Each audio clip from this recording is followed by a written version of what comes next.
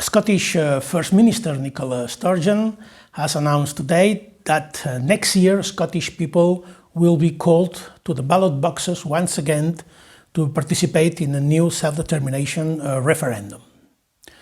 The question they will be asked is clear and simple. Should Scotland become an independent state and a new member of the family of world's independent states? As all existing nations and people in the world, they have the democratic right of to freely decide their future.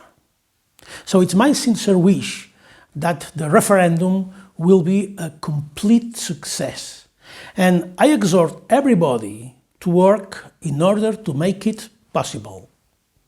The results should be respected to pave the way for a free Scotland as an independent nation integrated within the European Union.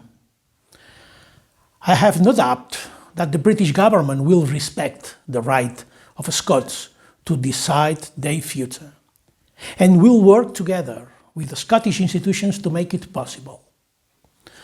No nation should be deprived of the right of self-determination. Scotland has now a new opportunity to become an independent state and to do it in a democratic and peaceful manner. Good luck and long life Scotland.